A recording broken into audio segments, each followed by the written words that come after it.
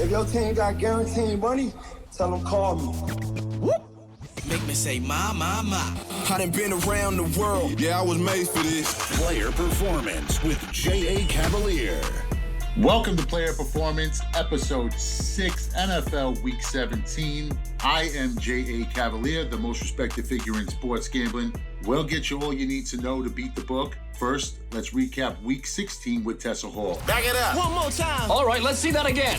NFL recap Week 16. The Vikings took on Alvin Kamara, and Alvin Kamara won. His 6 touchdowns clinched the Saints the NFC South. The Bucs are back in the playoffs after Brady ended a 13-year drought with the rout of the Lions. Somebody hug a Cardinals fan. Their playoff hopes are in limbo after a crushing loss. Fitz magic yet again. Tua rode the bench while the vet quarterback led the Fins to an improbable comeback. The Ravens are rolling, and the Giants are falling. Both teams will battle for the postseason this week. Speaking of handing out hugs, Browns fans need them too after dropping a game to the lowly Jets. The Bears could actually make the playoffs with Mitch Trubisky. Yeah. 2020 is weird. The Chiefs beat the Falcons by 3 points. In other news, the Falcons blew another lead. You know it's bad in Houston when they're losing games to Cincinnati and Brandon Allen. Don't sleep on the Steelers. The Colts did, and it didn't work out well for them. Washington just needed to beat Carolina. Of course they didn't, and the NFC least madness ensues.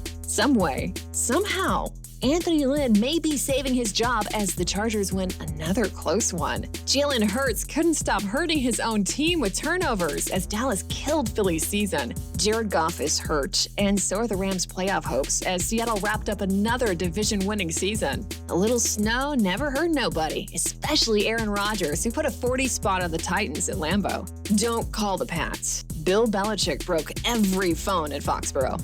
Thank you, Tessa, and a very happy new year to you. So here it is, Week 17, the last week of the season, the last show of 2020. On this show, the last 2 weeks, 13-6, all picks and leans, 6-2, followed by 7-4, of course. Now, we're going to roll right into Week 17. We have a lot to do. There are 12 games with playoff implications this weekend. I want to get to every single one of them. All aboard. The money train is pulling out right into NFL Week 17. Locked, loaded. We're ready to roll. Let's bring in the new year. Atlanta at Tampa Bay. Bucks are minus 6.5. The total is 50.5. Jay, do you stay away from the spread on this game, given the volatility, and you go straight for the over, given the numbers that are out there? The Buccaneers are playoff bound for the first time since 2007. 5th seed in the NFC is still up for grabs. Now, why is the 5th seed so important? Now, true, there's no layups in the NFL, but the 5th seed plays the winner of the NFC East. And I can't say for certain the approach Arians would take. I can say the one team they want to avoid at all costs is the New Orleans Saints. Tampa Bay got hammered in both of those games this season. So normally a team with so many veterans would rest. However, the Buccaneers are coming off their best offensive output of the season. And it finally feels like they're making a conservative effort to get Antonio Brown involved. 2 touchdowns his last 2 games. The more involved Brown becomes, the more it opens things up for Gronk and Evans. I do like the over in this game. The over's 5-0 the last 5 times these two teams have gone head-to-head. The over is also hit in Tampa's last 15 of 20 divisional games. Now, the last time these two teams went out, they combined for 58 points. With the Bucs needing a win to secure a first-round matchup against the NFC East, I expect a heavy dose of the Brady Bunch. Remember, Atlanta's defense ranks 31st against the pass. And though I lean over, I love Tampa Bay in this spot. I believe the Buccaneers will be up big enough to rest in the fourth quarter, which will probably affect the total a lot more than it will affect the cover. So lean over, but I love the Buccaneers laying the 6. Jay, I like Brady and the Bucs also. This is the time of the year when Brady shines. Do you think that Brady turns it up a notch? I mean, if last week is any indication, then yes. I mean, I think Antonio Brown is the key for this offense. Finding ways to get him involved. I actually worry more about the Bucs defense than I do the offense. Not for this week, but I mean for moving forward into the playoffs. Baltimore at Cincinnati. Ravens minus 11.5. The total is 44.5. Jay, the Ravens are 5-0 against the number in their last 5. Is 11.5 too big in a game like this, or are you riding them? Now, I say I never laid double digits in the NFL. This may be the one exception to the rule, and for a good reason. The Ravens are on a tear. won 4 straight, lining themselves up for the playoffs. The Ravens just need to win, and they're in. This is a great matchup for them. They beat Cincinnati earlier in the season 27-3, and that was with a healthy Burrow. Baltimore has also been one of the best road teams in the NFL this year, 5-2, and they have absolutely owned the Cincinnati Bengals. But 11.5 is a huge number.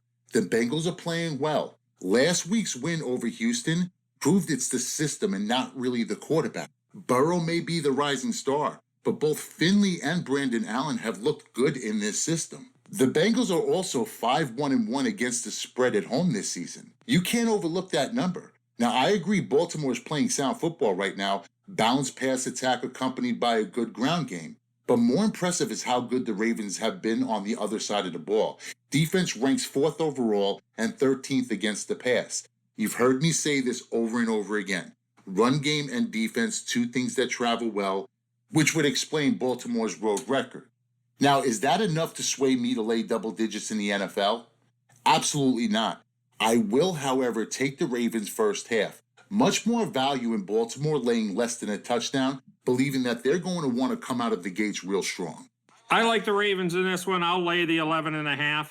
I think they'll be taking no chances of losing this one. They win by 20. And if they don't, Jay, I'll be more than happy to sit naked with you again next week. I don't understand how I can make so many people money, and yet somehow you find a way for me to lose. Because I'm the only one who loses in that scenario. You sitting here naked affects no one else but me. It's not something I want to see. It's not going to happen. Forget it. So then root for me to win. Yeah, but then that would be rooting for Baltimore, and I just can't do it. Okay. Well, I'll have my clothes on next week. You don't have to worry. Listen, I'll be rooting for you in the Baltimore game in the first half. But as soon as halftime hits and the Ravens are up by 7 or more, that's it. I'm done. For me, the game is over at that moment. Dallas and New York. Dallas is -2. The total is 45. Jay, did the Cowboys continue to roll, or could New York have something up their sleeve in this one? First, it's an NFC East game, so anything can happen. Now, if you ask Cowboy fans, Giant fans, Eagle fans, who do you hate in the NFL? They will undoubtedly mention one of the other 2 teams. There's more hate in this division than any division in the NFL. So if Washington loses, the winner of this game is in. The storylines in this game are like a fucking soap opera. Jason Garrett now standing on the other sideline. Giants ended Dak Prescott's season earlier this year. Cowboys did go on to win that game 37-34, but the circumstances are much different this time around. Dallas has now won 3 straight. The Giants have now dropped 3 straight. I'm going to lean Cowboys in this spot, but it's a very light lean. Full transparency, I don't think anyone can make heads or tails of this division. Cowboys are just a hotter team right now. The offense seems to have caught fire under Andy Dalton. They've just put up over 100 points. This is the offense Cowboy fans thought they were getting full season. I'm not a fan of Dallas's defense, but I do have to play the Cowboys in this game. I'm really just playing the hotter team. And as I've stated before, I'm going to play with the streak. I will always play with the streak as opposed to playing against it. The Cowboys are trending in the right direction. I'm going to lean a very soft lean on the Dallas Cowboys. I'll stay out of this matchup. As of today, the weather looks like it's going to be a sloppy, rainy, ugly day with temperatures in the 40. But, Jay, do you think the weather is going to be a factor for Dallas or for the Giants? Well, actually, it could play a huge part in this game.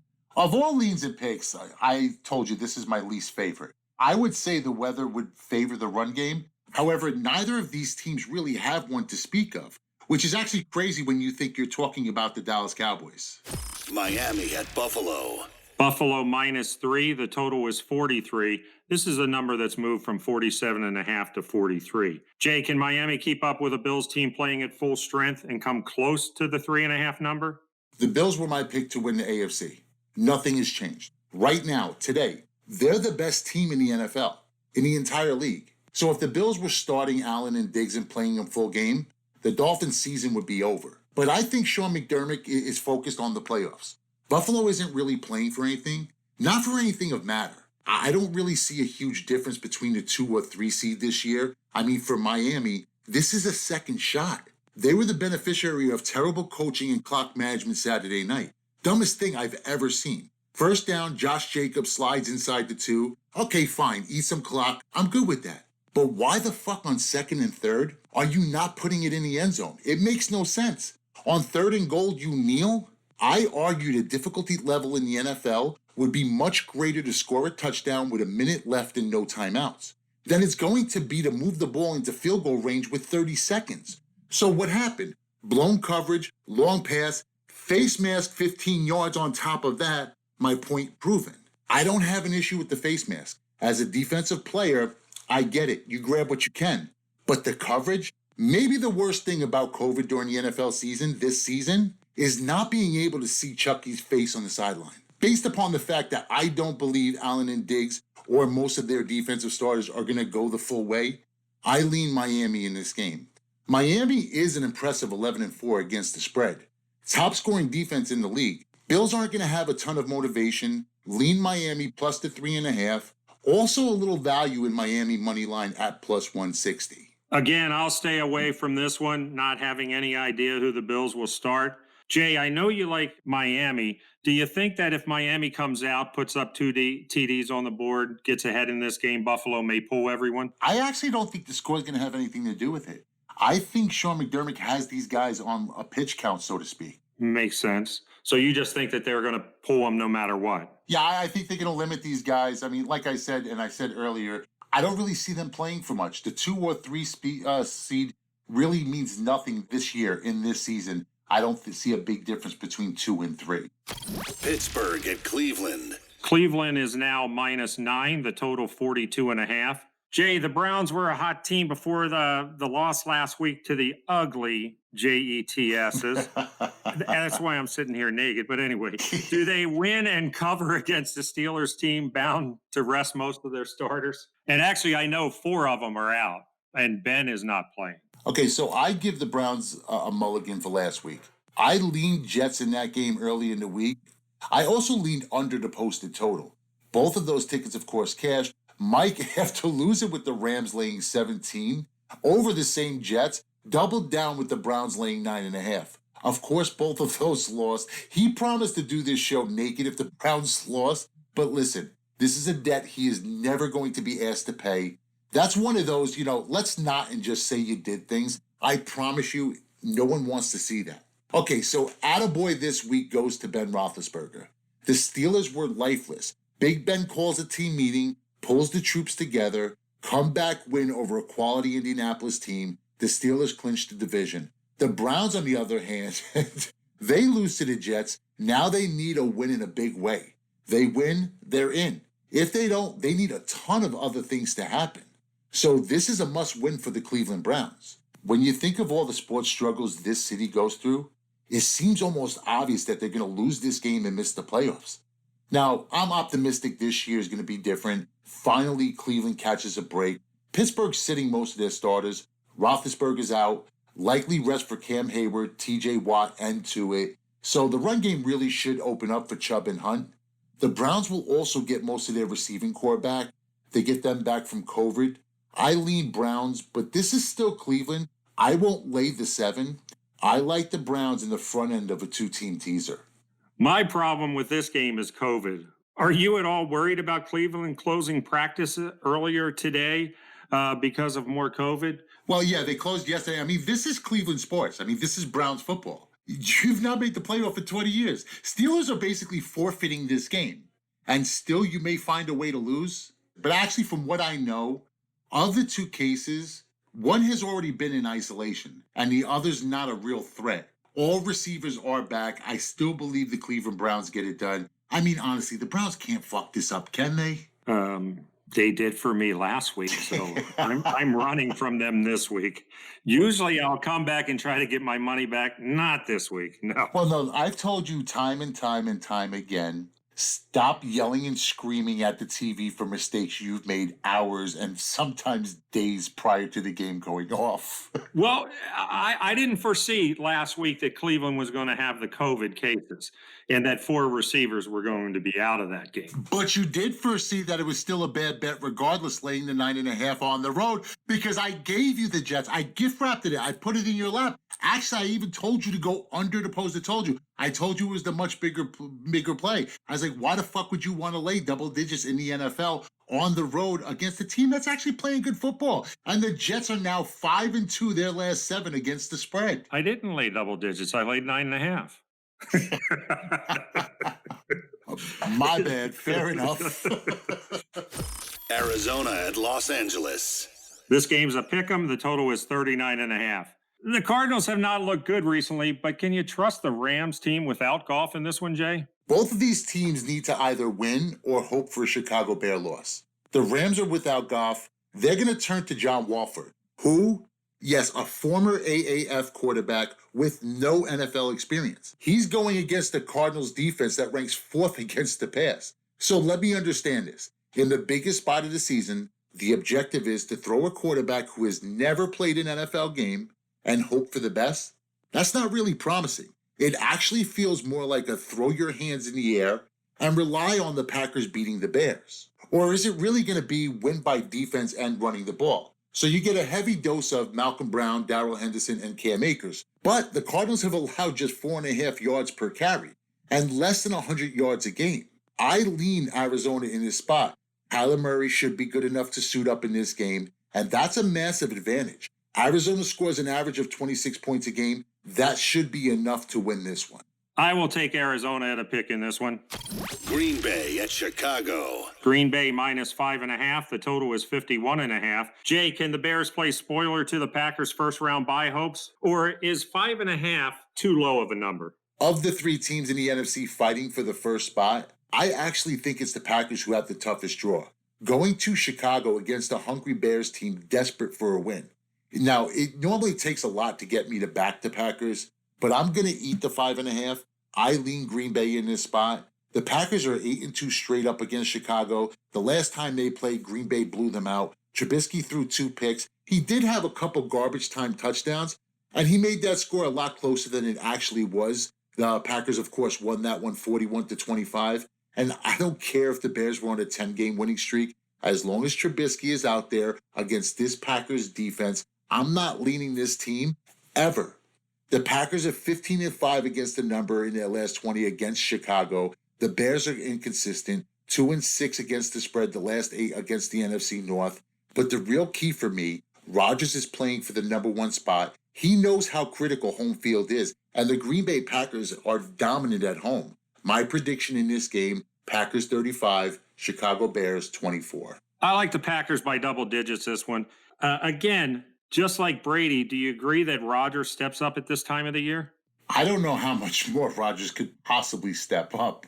I mean, is it possible? Super Bowl. But yeah, well, you know what? But that's a team thing. You know, he's going to have help from the team. And again, for me, that would be the Packers defense that would raise more questions than it will be whether or not Rodgers is going to step up. I don't think the dude can do any more than he's already been doing. Put up 50. Well, he could do that, and he has done that. But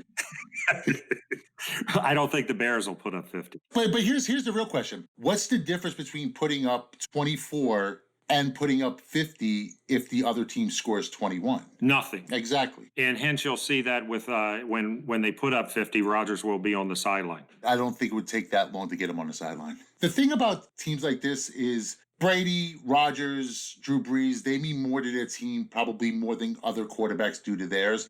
As soon as these guys build a healthy enough lead, that's it. They're pulled. They're on the bench. You would rather lose this game and lose a certain spot or a certain seed than to lose your starting quarterback. Agreed 100% on that. And you're still going to have to face Khalil Mack and others on the other side of the ball. So it's not really, you don't want to put your quarterback in harm's way, especially when you're playing for so much more than a seed. Yeah, and the Chicago Defenders are still playing for pride. Well, technically, they're playing for a playoff spot. I mean, I understand that, but also it doesn't matter if they're down by 20, 30, doesn't matter. They're still going to play tough because these guys are still looking for jobs next year. Well, think of the mentality for a defensive player in the NFL. Think of the mentality that you have to have, that you want to be paid to hurt people. That's right. You want to kick the shit out of the other guy. That's the bottom line. And nothing will please the Chicago Bears or Chicago Bears fans than for somebody with the C on their helmet to end Rodgers' season. True. Jacksonville at Indianapolis. Indianapolis is minus 14. The total is 50. Hey, Jay, is 14 too much for these guys to cover in this one? The Jags team seems like they've already given up. They're satisfied with the number one pick, which they're going to get whether they win or lose. But it's like they've thrown in the towel more than anybody. If the Colts were hoping for a New Year's miracle, they got it with this game. I mean, if you have to win to get into the playoffs, who do you want standing across the sideline? The Jacksonville Jaguars, right? I mean, a team that just clinched the number one overall pick in the draft. The problem for the Colts is even with the win, they still need help. Now, they can clinch the division with a win and a Tennessee Titans loss. They get into the wild card with a win and either a Ravens, Dolphins, or Cleveland Browns loss. Of all of those scenarios, the one that seems the most promising is the Indianapolis Colts winning this game and hoping for a Tennessee loss to actually win the division. It's either that or the Colts become the third team in NFL history to not make the playoffs after winning 11 games. Oddly enough, I feel as though the Jaguars are the more comfortable team in this game. The two most talked about teams in the NFL from last week of the season to the first week of the following season is the team that wins the Super Bowl and the team with the number one overall pick, right? So if you cannot finish first, you're better off finishing dead last. Well, the Jaguars have accomplished that. What's funny about this game is this is actually a revenge spot for the Indianapolis Colts. The Jaguars have just won one game all season, and the team they beat was week one, the Indianapolis Colts. Haven't won since and certainly will not win here, all of which is useless knowledge, of course. Indy rolls in this game. Defense ranks third in turnovers. Glennon can't seem to understand he needs to throw the ball to his own teammates. Combine that with Jacksonville Jaguars allowing 31 points a game. Colts should walk out of this game with a massive win. I won't lay 14. I will, however, put the Colts in a 3-team 10-point teaser with the Ravens and look for a third team. I'm going to lay the 14 and watch them win by 20. Jay, I know you hate laying the double digits, but do you have a problem, JQ Public, myself, laying 14 for a fun play in this game? Mike, the fact that you're even asking me this question means it means you've already laid the 14. Yes. That's correct. Yes, I'm trying to get some reassurance, of course. I have a problem laying 14 in any situation with any team against any team. I am going to have a problem laying double digits in the NFL. Listen, history has taught us that you're not going to make a living in the NFL laying double digits. You're just not going to do it. Well, hopefully we do it this week. So this would be no. So now this here. This will be the 10% that covers. This is your third double down now, because first you took the Rams laying 17 over the Jets. Jets win that game outright. And even I was surprised that the Jets actually won the game. I wasn't surprised. I wasn't shocked at all that they covered the game. Right. But only you. I couldn't understand. I couldn't fathom the thought of anyone else in the country betting the Rams laying 17 points until you said that you did last week. Right, and then I came right back on Monday, learned my lesson, and took Pittsburgh. Well, you learned nothing because you came right back, and then you took the Cleveland Browns, of course, and yet again, number 2 win for the Jets. And now you're going to do it again here. Now, listen, of the 3 bets, I would say that this might be the safest of those 3, if there is such a possible thing. Oh, I believe third time's a charm. What exactly is the definition of insanity? Listen, I believe third time's a charm better than 3 strikes, you're out. New Orleans at Carolina. New Orleans is minus 6.5. The total is 48. Jay, Breeze and the starters should get most of the reps in this one. But let me ask you this. Do you think the Panthers team that is 9-6-1 against the spread has a shot in this one? So it seems the Saints don't really need a healthy quarterback to win games. I mean, Alvin Kamara just put up 6 touchdowns last week in a win over the Vikings. Historic performance. I mean, big win for the Saints. They, of course, clinched the division. I leaned Saints in that game, but they still have some work to do. They could still clinch the top seed with the win, and, of course, losses by Green Bay and Seattle. The Panthers straight up are just 2-8 against New Orleans, but they have covered in 5 of those games. Carolina has also covered 4 of their last 5 overall. Matt Rule should have this team ready. He is one of the brighter new coaches in the NFL, and Carolina seems to push really good teams to the limit, what seems to be every week. Now, normally I love the home dog in this spot, though I don't see a letdown from the Carolina Panthers. I just feel the stakes are too high for New Orleans. The Saints will come marching in. The Saints will absolutely hand it to Carolina this week. I'm looking for the Saints to win this game by double digits. I like New Orleans also. Seattle at San Francisco. Seahawks are 5.5. The total is 46. Jay, Seattle's hit the under in their last 7 games. And with a third-string quarterback going for the Niners, could you lean the under here? So the Seahawks claim the number 1 overall spot with the win and the Packers loss. Seattle's defense all of a sudden looks like the Legion of Boom reborn. I mean, teams aren't scoring on this unit. I'm not expecting C.J. Beathard to light them up either. San Francisco has gone under in 4 of 6 games. Deebo Samuel is out. Could be without Raheem Mostert. Seahawks have also been playing to the under. 4-1 in their last 5 games. I love the under Seahawks Rams. I actually doubled down here as well. I still like Seattle to cover this game, but I think the best value will be under the posted total. Chris Carson hasn't gone over 80 yards since October. Seahawks could start pulling starters if they get up big enough. Under Seattle, San Francisco, way under the posted total. I like Seattle here to win by double digits. Do you think that Seattle's going to be scoreboard watching in this game, Jay? I feel as though someone's going to get bit watching the scoreboard this week. If it is, in fact, Seattle, I mean, that helps the under, doesn't it? I mean, remember, Seattle's in. Seattle, Saints, Bills, all feel like they're playing with house money. And you know better than anyone, Mike. You know, when you're playing with house money, you get a little bit loose, right? Oh, I do that all the time. I have plenty of house money. You see my record. You just got to keep going at it. I didn't do anything. 3-point spread winners posted daily on ylose.com. That's the letter Y, LOSC.com. Titans at the Texans. Tennessee at Houston. Tennessee is minus 7.5. The total is 56. Jay, the speech that J.J. Watt gave, is that going to be enough for the Texans to play spoiler to the Titans' divisional hopes in this one? Up to this point on this show, I have been really chalk heavy this week. I'm actually starting to feel like Big Mike. I mean, it's scary. Now, I'm about to become the most hated man in Tennessee.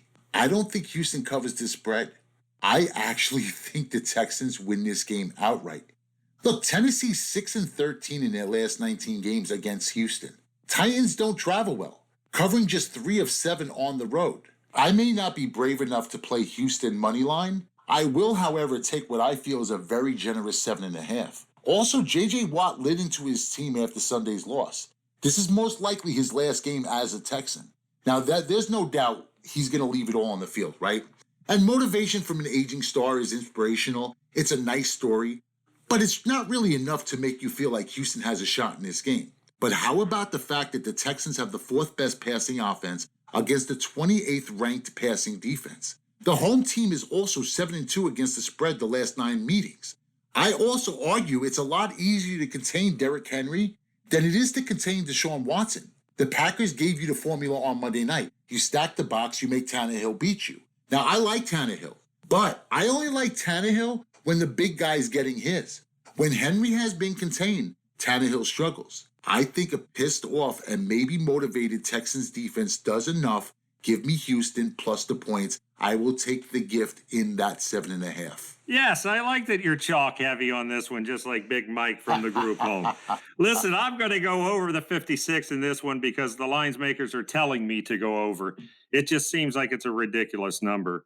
And I will tell you this, gutsy call, would you advise some people to put on the money line a little bit at the plus 270 in this one? Now, only you could fuck up something so perfect. Listen, I love the 7.5. And yes, the total is telling you Vegas expects points.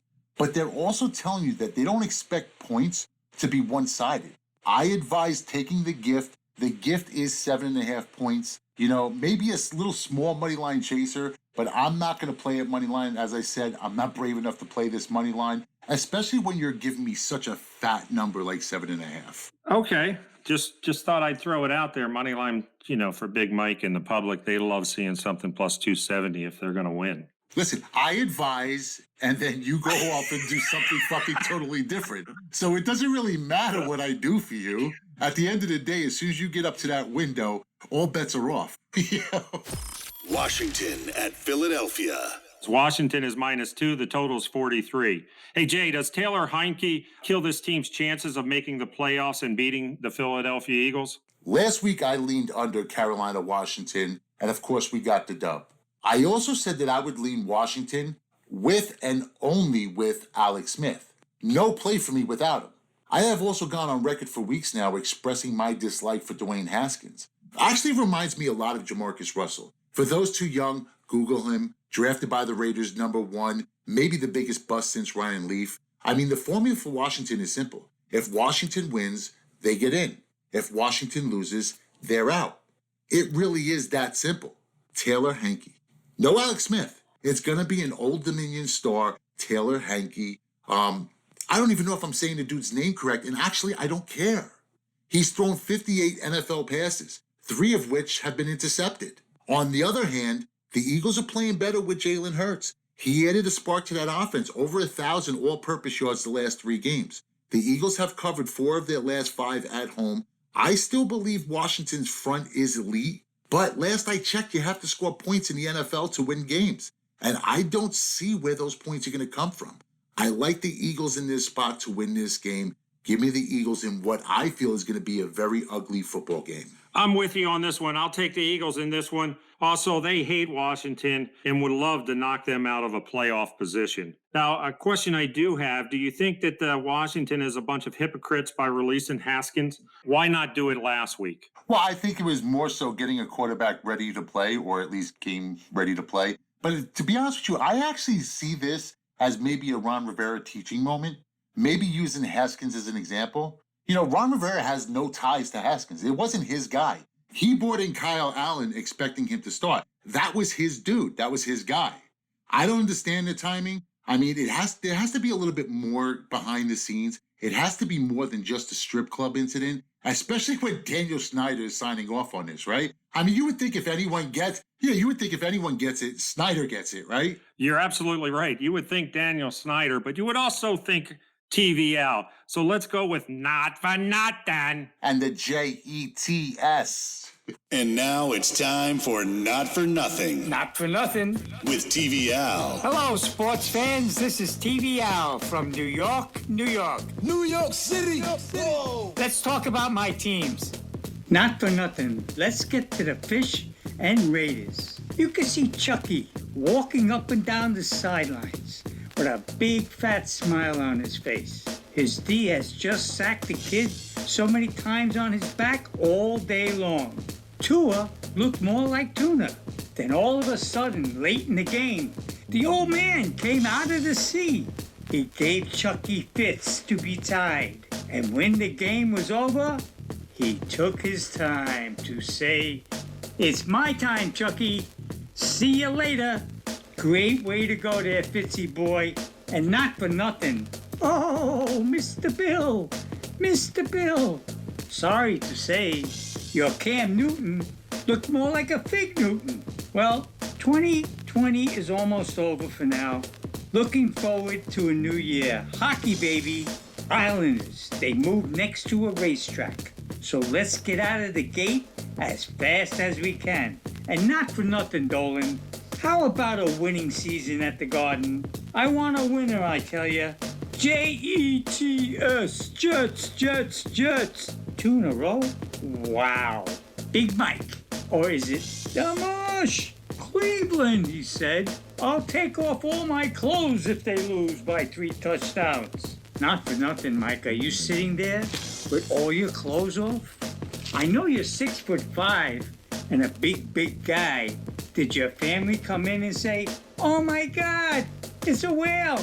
Push him in the water. He's gonna die." 2021, guys. Love you, Mike. Hope you and your family have a very, very happy new year. And that's it for me, guys. And not for nothing, let's have a great 2021. Hope everybody is healthy and wise. Take care, guys. I love you, New York. You're still #1 in my book. The overall thoughts of TVL do not represent player performance. In fact, disregard all of what is said, and our apologies in advance. Thank you, TVL, and a very happy new year to you as well. Mike, 2020 is leaving us. 2021 is coming in. Any resolutions this year? Absolutely.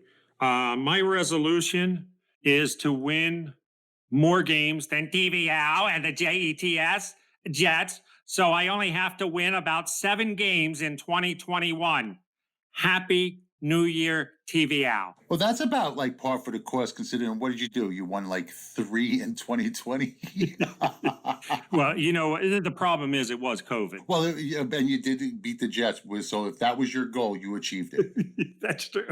Hey, listen, you know what they say? Always make sure that your goals are reachable. And they are. Well, I appreciate that.